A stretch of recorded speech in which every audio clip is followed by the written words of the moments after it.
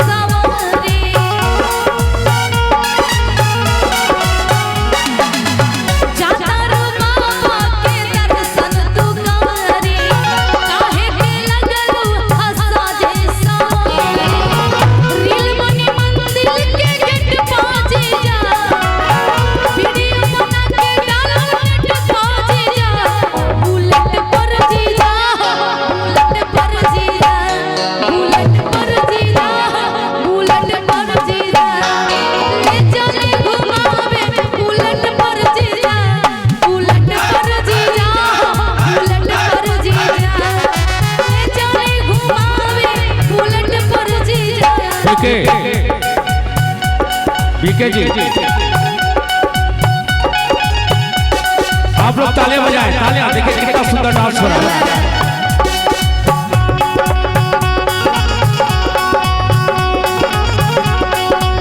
आजा आजा आजा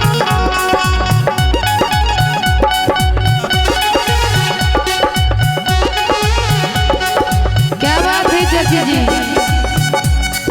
और घर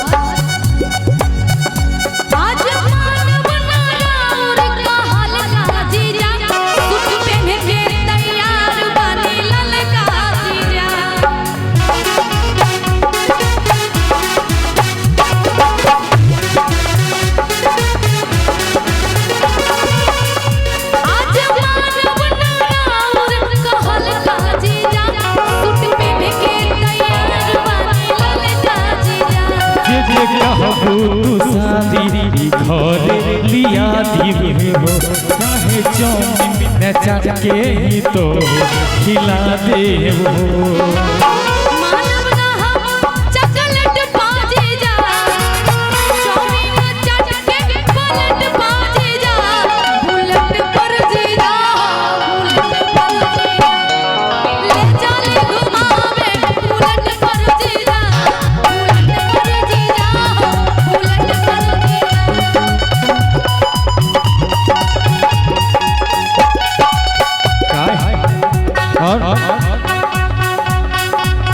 जातारू भोला के दर्शन तू करे काहे के लगलू है साजे सवारे। जातारू भोला के दर्शन तू करे काहे के लगलू है साजे सवारे। रेल बनी मंदिर के गेट पाची जा वीडियो बना के डालब नेट पाची जा बुलेट पाची जा बुलेट पाची जा पाची जा बुलेट पाची जा अले चली घुमावे बुलेट पाची जा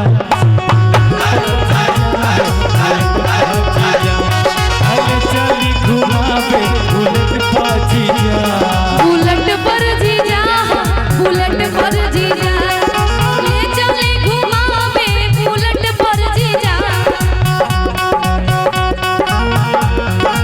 और काची कैसे साली कहती कैसे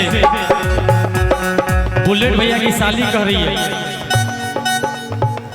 कि जीजा सोनमा के सिकरिया बलकर शहर से लइहा जीजा सोनमा के सिकरिया देवघर शहर से लइहा।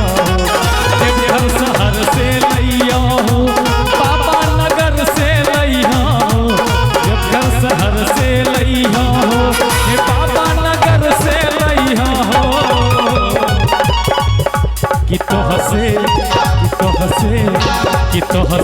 कहली तोहर मेहरल बंसी करिया दे बंसी लइहा ए जीजा सोनमा के सिकरिया के घर से लइहा